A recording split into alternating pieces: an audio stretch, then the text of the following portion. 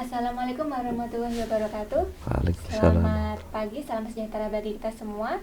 Dengan saya Rati Rahmawati, kita berada di acara podcast Literasi Digital Madrasah Kabupaten Kudus. Tak lupa salam perlu kita sampaikan kepada yang terhormat Bapak Profesor Dr. Haji Ali Ramdhani selaku Direktoral Jenderal Pendidikan Islam Kementerian Agama Republik Indonesia, kemudian Bapak Dr. Haji Muhammad Zain MAG selaku Direktur Guru dan Tenaga Kependidikan Kementerian Agama Republik Indonesia, serta kepada Bapak Haji Nusron Wahid selaku Pembina Yayasan Satu Kudus. Kami ucapkan terima kasih atas dukungannya sehingga kami bisa menyelenggarakan acara di hari ini. Oke, dan tak lupa kita kedatangan narasumber yang luar biasa. Beliau adalah Bapak Haji Mawahib Afkar dari Komisi E DPRD Provinsi Jawa Tengah. Selamat pagi Bapak. Selamat pagi Mbak Jatri. Assalamualaikum warahmatullahi wabarakatuh. Apa kabar nih Pak sekarang di musim-musim Ya alhamdulillah. pancaroba? Tetap sehat, tetap semangat Iya, di tengah aktivitas. Kalau kita hari ini gelombang ketiga kayaknya ya di pandemi ini, ada varian Omikron ini ya. Apalagi ada kebijakan pemerintah terkait peningkatan level 3 secara nasional. Tentunya ini harus senantiasa kita patuhi dan kita tetap waspada ya terkait masalah pandemi ini, dan semuanya agar senantiasa menjaga kesehatan. Iya Pak, betul. Apalagi pandemi ini kan sebenarnya sesuatu yang tidak bisa terelakkan ya Pak. Ini kayak musibah untuk kita bersama. Seluruh masyarakat dunia itu kita harus bisa survive, bisa bertahan hidup dan beradaptasi dengan pekerjaan kita ketika kita bertemu dengan situasi pandemi seperti ini. Nah, sejauh ini bagaimana Bapak Mawahib untuk menyikapi antara pandemi dan juga kewajiban bekerjanya nih Pak? Baik, pandemi memang nyata ini ya. Sejak Maret 2020 yang sebelumnya sudah terjadi dari hotspot di Wuhan, Cina itu, sehingga dunia terguncang, semua sektor terpuruk. Ada beberapa sektor yang naik justru di pandemi ini, termasuk sektor podcast. Iya, Pak. Sektor digital ya, digital ya. Kita lihat banyak kegiatan-kegiatan yang berorientasi kepada edukasi, itu juga sarannya lewat sosial ya, digital ya. Nah, ini termasuk bagaimana ketika pandemi ini nyatanya memang harus kita sikapi dengan penyesuaian baru, termasuk kita pembelajarnya selama ini daring ya. Kebijakan kami di Provinsi Jawa Tengah juga beberapa kali melakukan simulasi pembelajaran tatap muka, tapi secara keseluruhan belum maksimal karena memang variabelnya berbeda di tiap kota. Nah, pandemi ini kita tetap semangat, tetap produktif. Jangan sampai kita berpikir yang negatif, ambil hikmahnya. Karena ini semuanya adalah ujian dari Allah Subhanahu wa taala. Iya, betul Pak. Nah, pemirsa, Bapak Mawahib Afkar, beliau selaku anggota Komisi E DPRD Provinsi Jawa Tengah ya Pak. Ya. Komisi E itu berarti membidangi kesejahteraan rakyat. Ya, memang simpelnya kesejahteraan, tapi di dalamnya ada pendidikan, ada ketenagakerjaan, kesehatan, dan dinas-dinas pemberdayaan perempuan. Sekaligus di Kesra. Kesra ini termasuk salah satu leading sektor yang bekerja sama bermitra dengan Kemenak. Ya. Iya Pak. Kita kembali lagi ke sektor pendidikan ya Pak. Ini salah satu sektor yang ibaratnya kita juga selain sektor ekonomi, kesehatan, pendidikan juga mendapatkan impact yang besar dari pandemi ini Pak. Nah, salah satunya kan di bidang literasi digital nih Pak. Nah, menurut Bapak untuk literasi digital terkhusus untuk Kabupaten Kudus bagaimana Pak kondisinya sekarang? Ya, saya mengapresiasi ya. Tentunya kami di Komisi E sangat mengangkat peci, bukan mengangkat topi tapi peci ya. Setinggi-tingginya. Karena ini memang program penyesuaian di era pandemi. Tapi terlepas dari pandemi, karena ini sudah eranya ya, revolusi 4.0 itu.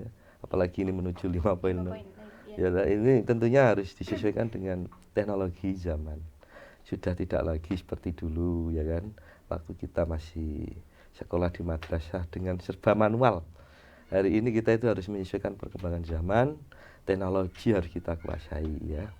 Apalagi beberapa kali kita melihat ya efek dari pandemi ini di pendidikan harus jalan. Artinya tetap tidak boleh berhenti sekalipun memang pelaksananya secara umum virtual. Bahkan di berbagai tempat pembelajaran tatap muka atau PTM ini memang disimulasikan untuk bagaimana persiapan menghadapi new normal. Saat itu kan new normal ya. Kalau hari ini kita sudah terbiasa untuk menjaga protokol kesehatan, sehingga bagaimana agar melayout di di dunia pendidikan itu secara lebih baik. Nah, outputnya adalah kita bergeser kepada pembelajaran digital. Nah, kita sebut literasi digital yang ada di madrasah. Kalau boleh saya tambahi, ada istilah lagi ini. Karena ini kan juga sesuai dengan semangat bersama ya. Di istilah kami itu gemar literasi ya madrasah ya. Nah, gelem istilahnya itu ya. Nah, ini gelem itu bahasa Jawa artinya mau ya, Pak ya? Gelem. Ya, termasuk itu kalau arti letterletnya juga gelem itu kan bahasa Jawa kan. Iya. Berarti ini ada semacam keinginan. Goodwill gitu loh. Iya. Nah, gelem ini kita lah kita akronimkan jadi gemar literasi madrasah. Kenapa madrasah? Madrasah ini sebetulnya ya yang kita lihat selalu menjadi terbelakang, tapi jangan salah, madrasah ini justru menjadi terdepan dalam karakter building ya kan. Nah, karakter building kan berarti terkait masalah pendidikan karakter, moral. Nah, penting orang mau jadi insinyur, mau jadi ahli ini ahli itu, tapi kalau nggak ada karakter building yang orientasinya adalah moral, itu saya lihat juga kurang sempurna sebagai manusia. Maka seyogyanya pemerintah itu harus betul-betul mengetahui dan memberitahukan, harus mengetahui dulu ya, betapa pentingnya pendidikan di madrasah ini sebagai force moral ya, kekuatan moral ketika anak di usia dini itu harus bisa tahu akhlakul karimah. Ini dari siapa? Dari guru madrasah. Ya, ini salah satu apresiasi kami ya kan. Nah, Mbak Yatri, dan ini bisa kita tambahi ya, kalau sekedar hanya ingin bagaimana komitmen kami, terus terang ini kami juga harus menyampaikan kepada publik bahwa pemerintah provinsi ini itu kan dengan Kemenak itu kan sebetulnya tidak langsung OPD, satu OPD, organisasi pemerintah daerah, bukan. Karena di Kemenak RI dengan Kemenak wilayah itu berbeda. Kalau Kemenak RI itu kan langsung bermitra kerja dengan Komisi 8. Sementara di kami itu ada 5 komisi, yang kebetulan Komisi E itu tidak secara langsung bermitra dengan Kemenak, cuman hanya lewat kesra gitu ya kan. Jadi sebetulnya nomenklatur ini tidak secara langsung ada. Nah, dukungan kami apa nanti? Oke, nanti kita bisa membreakdown terkait masalah kegiatan-kegiatan bagaimana pemerintah provinsi selalu hadir untuk mengembangkan sarpras pendidikan keagamaan ya. Iya, betul, termasuk tempat ibadah ya. Ini semua agama ya. Kendalanya di kami itu adalah tidak maksimal karena harus turut pada sebuah surat keputusan gubernur, kalau nggak salah nomor 21 tahun 2016. Jadi misal ya pengembangan laborat ya kan, komputerisasi dan sebagainya, kita dibatasi oleh indeks. Nah, ini kelemahan. Ya mungkin kelemahan ini juga mungkin ada kebaikannya, karena semuanya kan itu ada batasan. Nah, ini tidak seperti di Kabupaten Kudus memberikan hibah tanpa batasan. Nah, kemungkinan dari kepala daerah itu memberi batasan ini supaya rata. Mungkin seperti itu gitu. Nah, artinya bahwa dari kami itu sudah ada political will, juga sudah ada goodwill. Artinya dari legislasi dan dari legislatif dan eksekutif itu sudah match. Sehingga kegiatan ini kita harapkan, apalagi di posisi wakil gubernur kita itu kan beliau ikon santri ya, Gus Yassin itu. Tentunya ini juga akan selalu mengawal dan kita support sebagai kemitraan di Komisi E. Tentunya program ini sangat kita dukung sepenuhnya. Nah, tinggal pengembangannya itu ada di tingkat kabupaten masing-masing. Oke. Jadi memang menurut kita semua ya, madrasah itu suatu sektor pendidikan yang komprehensif ya Pak. Komprehensif. Karena itu melengkapi ada formal dan informalnya. Dan Oh iya. salah satu yang paling penting adalah pendidikan karakter. Betul. Jadi istilahnya pemirsa, kita itu istilahnya percuma ketika kita hanya pintar secara akademik, tapi secara karakternya kita tidak ada, itu nanti akan banyak kesalahan penggunaan ya Pak ya untuk kedepannya. Jadi memang harus pendidikan di madrasah ini memang harus jadi perhatian khusus juga bagi pemerintah juga, karena ini potensi yang besar bagi bangsa Indonesia ya Pak ya. Iya betul. Ini sesuatu yang kita kan istilahnya dikenal di luar negeri itu masyarakat atau orang Indonesia itu orang yang santun, sopan santun, berakhlak seperti itu ya Pak. Nah itu bisa dikembangkan dari madrasah ini. Nah berbicara tentang tadi Pak program Gelem ya Pak ya. Gelem itu sejak kapan Pak dicanangkan? Ya sejak awal-awalnya tren literasi digital itu. Digital itu. Kalau misalnya melihat track recordnya ya Pak dari dulu, kan ini sudah masuk ke tahun kedua, hampir ketiga ya Pak untuk pandemi. Nah untuk tahun-tahun awal itu bagaimana cara rekonstruksinya nih Pak, kebijakan-kebijakan dari pemerintah Pak? Ya, kita review dulu ya. Sebetulnya program literasi digital madrasah ini kan kalau nggak salah ini kan pilot project dari Kemenak ya, oleh Dirjen Pendis sama Dirjen GTK, Guru dan Tenaga Kependidikan ya. Ini alhamdulillah kita bersyukur Kudus salah satu menjadi titik pilot project selain Garut di Jawa Barat itu. Nah, kalau terkait masalah kegiatan ini kan sudah saya sampaikan di awal tadi itu. Ini tuntutan zaman. Nah, semuanya ada hikmah. Ketika ada pandemi ini, semuanya kan serba terbatas. Ketika semuanya terbatas, itu pasti ada akses terobosan yang ingin agar pergerakan tidak terbatas. Boleh secara fisik terbatas, tapi kegiatan-kegiatan keilmuan tetap jalan. Apalagi sekolah di Kemenak, di bawah naungan Kemenak itu tetap harus eksis. Nah, masa gara-gara pandemi terus sekolahnya libur terus? Nanti kan bikin macet. Nanti program pendidikan gimana? Terus kenaikan kelas bagaimana? Untuk yang di perguruan tinggi bagaimana? Masa terus kuliahnya berhenti? Ya, padahal kebutuhan masyarakat itu tetap dinamis yang gitu. Siklus kehidupan berjalan lah ya Pak. Iya, ini hanya salah satu terobosan bagaimana agar pendidikan tetap jalan di era pandemi. Nah, terkait literasi digital madrasah ini kita kan paham. Ini intinya kan bagaimana agar menumbuh kembangkan era baru ini gitu. Guru harus lebih adaptif. Dan ini harus cakap dalam hal teknologi kan itu. Dan guru itu harus all around, apalagi guru madrasah. Dia tidak harus ahli agama. Dia sekarang dituntut menjadi ahli digital. Ya. Karena semuanya sekarang serba digital. Dulu waktu kita masih 15 tahun lalu ya. Dulu kita terheran-heran ya ada Al-Qur'an digital ya kan. Ya kan? Sekarang semuanya bisa diakses di HP. Dulu Quran digital tuh hanya cukup sebuah alat seperti tab kecil gitu ya kan. Nah, ini kan temuan zaman segitu. Nah, hari ini semuanya itu bisa apa yang tidak ada di konten HP. Nah, tinggal kita niatnya ya kan. Dibuat baik ya memang harus diisi konten yang baik, dibuat buruk ya jangan ditiru gitu loh.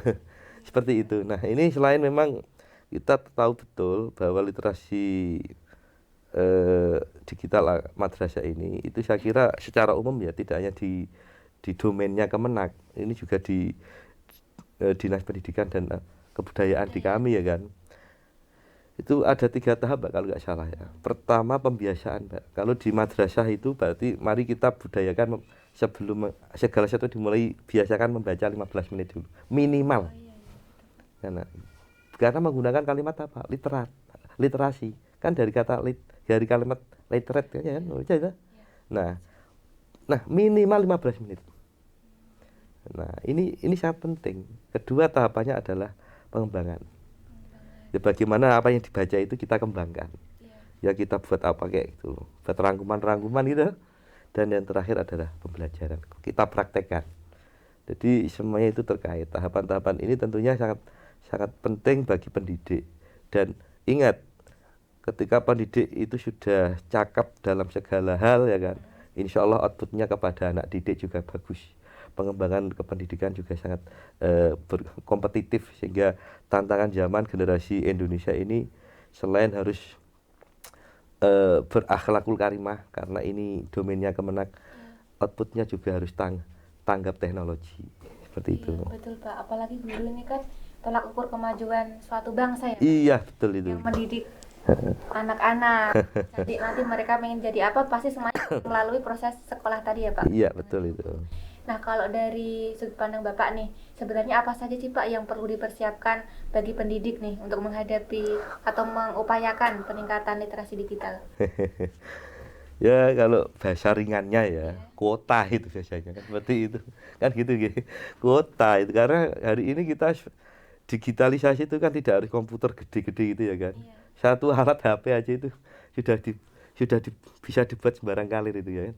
Bisa dibuat makalah juga bisa dibuat ya kan, semuanya bisa dibuat. TikTok juga bisa. TikTok itu kita ambil manfaatnya ya, jangan ambil mandornya. Manfaat jadikan sarana sosmed itu sebagai media dakwah.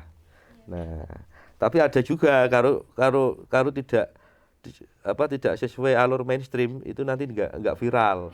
Viral itu orientasinya nanti apa? Viewer itu kan ada iklan. Nah ini orang itu kadang berbeda dalam hal-hal berorientasi. Nah memang ini zamannya lagi tren-trennya cari hal-hal yang viral kan, sehingga mari manfaatkan teknologi ini ya kan dengan sebaik mungkin dalam rangka untuk dakwah, dalam rangka untuk kebaikan, dalam rangka untuk mendidik, dalam rangka untuk bagaimana membangun karakter dan moral anak-anak kita yang akan datang gitu.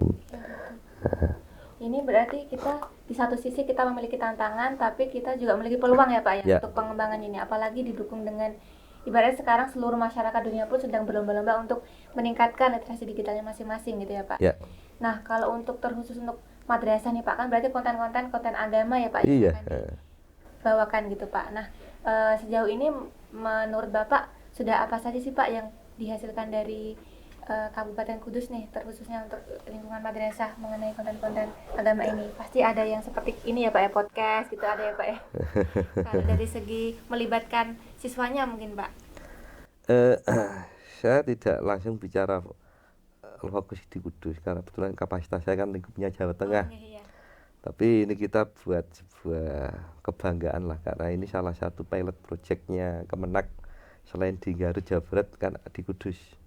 Harapan kita di Kudus ini dengan kepercayaan Kemenak itu adalah karena pertama Kudus ikonnya kota santri, banyak bertumbuh kembangnya pesantren di sini, banyak alumni santri di Kudus ini yang alhamdulillah berhasil dalam bidang dakwah, berhasil dalam bidang keilmuan, berhasil dalam bidang kebaikan ya. Tentunya ini bukan tidak ada maksudnya memang ini salah satu contoh yang harus betul-betul dikembangkan. Tapi ini kita juga mempunyai PR besar, tugas besar, tidak hanya sekedar kita itu menjadi pilot project, tapi outputnya nanti juga hambar. Nah ini bagaimana agar meningkatkan mutu ya kan. Tentunya ini tadi saya sudah menyampaikan ya kan, kalau political will teman-teman ada, goodwill pemerintah setempat juga harus ada.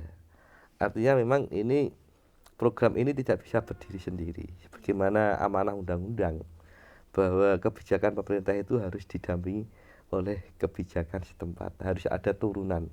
Kalau ada undang-undang, ada PP, berarti di tingkat provinsi harus ada perda dan pergub. Untuk tingkat kabupaten itu harus ada perda dan perdub. Nah seperti itu. Nah kalau kita review ke 2013 sebetulnya terkait masalah keagamaan ya, terutama di madrasah. Kebetulan saya masih menjadi ketua badan legislasi di DPRD Kabupaten Kudus. Kita pernah menggagas bersama kawan-kawan terbitnya Perda Madrasah Diniyah. Nah ini salah satu pasalnya adalah terkait masalah kesejahteraan guru-guru ngaji. Nah ini penting ya kan, karena apa? Meningkatkan mutu itu kan juga dari kesejahteraan. Bagaimana seorang guru ini akan semangat.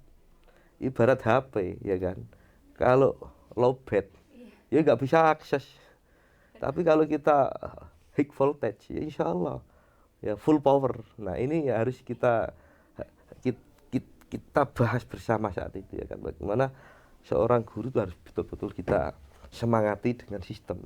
Sistemnya apa? Ayo kita anggarkan bagaimana para guru yang apalagi guru ngaji ya, kita kenal guru itu adalah pahlawan tanpa jasa. Bukan berarti terus kita nggak mengapresiasi. Justru itulah generasi yang akan datang itu berangkat dari hari ini. Gak mungkin generasi yang ya kan, generasi yang akan datang itu harus betul-betul kita cetak hari ini dengan kualitas-kualitas terbaik. Salah satu klausul terbaik itu adalah tunjangan. Iya betul Pak. Dulu saya juga madrasah diniyah, saya di perkampungan ya Pak, di daerah Keling itu juga. Sebenarnya dulu saya mungkin masih kecil, nggak begitu mengetahui ya Pak aspek seperti itu. Tapi sekarang semakin dewasa saya mulai melihat, oh ternyata memang harusnya ada perhatian khusus ya Pak, pemerintah untuk beliau-beliau gitu yang sudah berjasa. Ya, ini berarti begini ya. Ini terkait masalah bagaimana menyikapi ini, komitmen kami sesuai dengan tema ya. Kalau bicara komitmen, karena kami ini kan kolegial, nggak bisa berdiri sendiri. Kita harus mengambil keputusan kolegial. Saya kira teman-teman yang ada di Komisi E yang menjadi domainnya Kesra ke Kemenak ya kan. Jadi saya yakin karena mayoritas teman-teman Komisi E itu memang latar belakangnya itu santri. Apalagi kemarin itu sudah ada terbitnya undang-undang pesantren. Nah, undang-undang pesantren ini kan banyak variannya toh, tidak hanya terkait masalah apa yang saya sampaikan tadi tunjangan, tapi juga pengembangan kependidikannya, kependidikannya ya kan, termasuk teknologinya. Kalau boleh saya ketengahkan, di kami itu ada pergub ya. Pergub ini surat keputusan terkait masalah limitasi hibah. Berapa yang harus kita berikan kepada sebuah lembaga-lembaga. Untuk lembaga-lembaga madrasah di dalam Pergub nomor 21 tahun 2016 ini sudah jelas. Ada beberapa kriteria yang ingin bantuan komputer ya. Ini sangat penting untuk menunjang digitalisasi ya. Itu kita ada anggarannya ya kan. Tapi limitasinya juga kita sesuaikan. Nah, untuk perpustakaan ya, ini kan literasi kan juga perpustakaan penting ya. Ini juga ada, kalau nggak salah sampai 120 juta untuk tingkat untuk satu perpustakaan itu. Memang belum banyak karena kami ini kan di tingkat provinsi ya, tingkat daerah lah. Nah, ini beda dengan yang di kementerian. Tentunya ini kita sifatnya hanya sebagai pendampingan. Nah, komitmen kami terhadap program pemerintah pusat ini sudah kita selalu istilahnya itu dampingkan ya anggaran-anggaran hibah yang ada di kami lewat pokok-pokok pikiran. Oke, berarti ini sudah menjadi program yang sustainable ya Pak, yang berkelanjutan nantinya akan berkembang. Ya iya, karena kan ini produk ya kan? produk politik, produk anggaran kan karena kita jadi unsur politik ya. Sebetulnya ya kan kalau kita paham ya kan, mekanisme anggaran itu pertama dari RPJM, rencana pemerintah jangka menengah, jangka panjang. Iya, kita harus mengawal siapapun kepala daerahnya. Di situ unsur kita yang memang instan dengan pendidikan, terutama pendidikan madrasah itu jangan lupa selalu menyuarakan ya kan, mengingatkan agar di dalam RPJM itu termaktub pendidikan keagamaan. Nah, karena apa? Kalau tidak termaktub nanti dalam perjalanan nanti kita nggak bisa nganggarke karena nggak ada cantolannya. Nah, ini penting. Siapapun itu kepala daerahnya, terutama di Kudus ya. Di Kudus terutama karena kita konteksnya ini menjadi pilot projectnya di Kudus. Saya kira kepala daerah ini harus betul-betul memprioritaskan dalam hal pengembangan keagamaan, pendidikan keagamaan. Nah, seperti itu. Enak kalau sudah tertuang dalam RPJM, nanti di dalam pembahasan itu ada istilahnya KUA-PPAS, ada RKPD, tinggal plek. Nah, ibarat kita mau ke Menara Kudus ya kan, kita sudah tahu jalur-jalurnya. Nah, jalurnya lewat sini. Kalau dari Jepara jalurnya lewat sini. Dari Jepara jangan lewat Solo, kejauhan. Nah, seperti itu. Ini yang kita maksud bagaimana agar political will dan goodwill kami di pemerintah ini betul-betul match, sehingga sesuai dengan ikon Kudus itu sebagai kota santri, insya Allah tidak ada kata tidak untuk memprioritaskan guru-guru ngaji. Iya betul Pak. Apalagi menurut saya pribadi ya Pak, nanti suatu saat sekalipun pandemi ini sudah berakhir, tapi tetap harus digitalisasi ini tetap berjalan ya Pak ya. Ya, Tetap berjalan. iyalah tuntutan zaman lah. Iya, tuntutan zaman. Yang tadinya mungkin kalau tidak ada pandemi sekitar 10 tahun lagi Indonesia baru mencapai level sekarang karena pandemi semuanya diakselerasi Pak istilahnya. Iya. Percepat. Jadi kita harus menyesuaikan diri gitu ya Pak ya, beradaptasi. Oke. Nah, berbicara tentang peluang nih Pak, peluang dari literasi digital madrasah ini kan sebenarnya besar ya Pak ya? Ya memang besar. Besar ya Pak? Karena tuntutan zaman itu. Iya, tuntutan zaman. Betul Pak. Kalau tadi berarti bentuk komitmen dari DPRD ini terkhusus untuk Komisi A adalah dengan mencoba memberikan kebijakan-kebijakan yang sekiranya nanti bisa dialokasikan dalam bentuk pendanaan atau dalam bentuk tadi kebijakan supaya mengarah ke birokrasi lebih atas gitu ya betul, Pak ya? Betul. Supaya semua ini bisa bersinergi kita sama-sama, jadi tidak ada kesenjangan antara yang di bawah Kemenak dengan yang Kemendikbud gitu, semuanya bisa melakukan haknya masing-masing gitu ya Pak. Nah oke, mungkin yang menuju ke closing nih Pak, menurut Bapak nih sekarang ini bagaimana bagaimana kondisi dari literasi digital di Madrasah Kudus ini Pak sekarang ini? Apakah sudah cukup memuaskan dari berbagai kebijakan-kebijakan yang sudah pernah diimplementasikan? Ya ini kan program baru Mbak. Baru ya, kita Pak? belum bisa melihat. Ini ya, aja baru pilot project kan. Di Garut dan di Kudus. Akan tetapi ini sebuah harapan besar ya kan. Ini sebuah optimisme besar karena pemerintah telah hadir. Ya, Pak Menteri Agama dengan kebijakan yang luar biasa ini yang diteruskan dengan dirjen-dirjennya ini memang yang patut kita banggakan adalah pertama bahwa agama itu menjadi penyejuk, agama itu menjadi pengajar kebaikan ya kan. Nah atas situasi terakhir gara-gara politik ya kan semuanya serba harus bermusuhan, tidak, dengan ini kita itu harus merekat bagi perekat ya kan. Bagaimana program Kementerian Agama dengan moderasi beragamanya ini juga diimbangi dengan literasi digital madrasah karena ini tuntutan zaman. Bagaimana kita membaca teks beda ketika kita di surau, ketika kita dilanggar, kita musyola.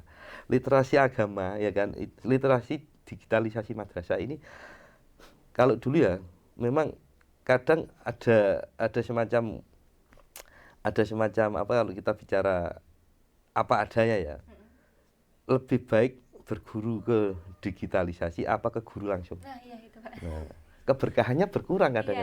Yang pertama tetap harus berguru pada kiai yang betul-betul ada sanatnya. Yang kedua ini sebagai pengembangan aja. Yang tadi saya kan bisa sampaikan ya, pertama itu pembiasaan, kedua itu pengembangan, ketiga pembelajaran. Ini hanya pelengkap saja.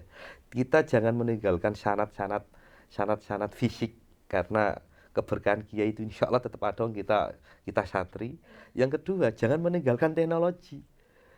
Nah kalau dua-duanya ditinggal nanti orangnya bingung, orang alim, orang saleh ya kan, dia belajar betul-betul pada banyak ulama tapi tidak paham di teknologi, nanti penyampaiannya juga nggak pas.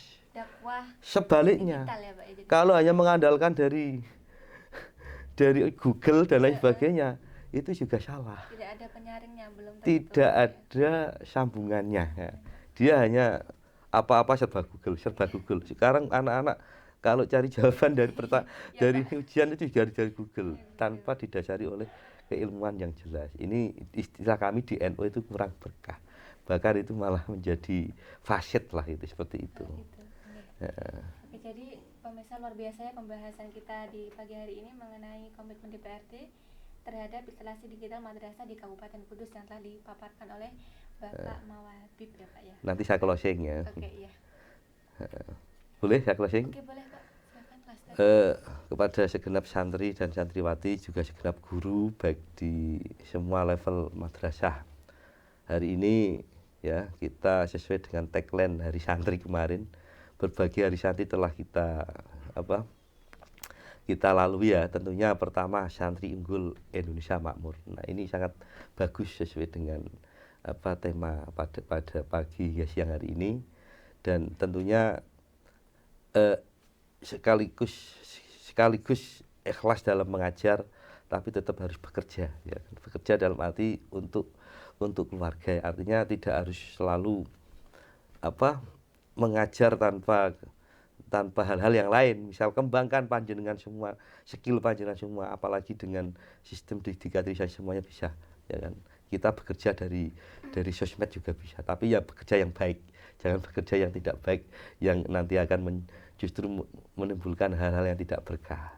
Gitu ya, terima kasih Mbak Dantri. Oke, terima kasih atas Sama-sama. Bapak. Ya, sekian podcast kita hari ini. Terima kasih sudah menyaksikan podcast kita, dan oke, tadi tagline-nya adalah Santri Unggul Indonesia Makmur. Itu ya tagline-nya teman-teman. Terima kasih, sekian dari saya. Wassalamualaikum warahmatullahi wabarakatuh. Assalamualaikum warahmatullahi wabarakatuh.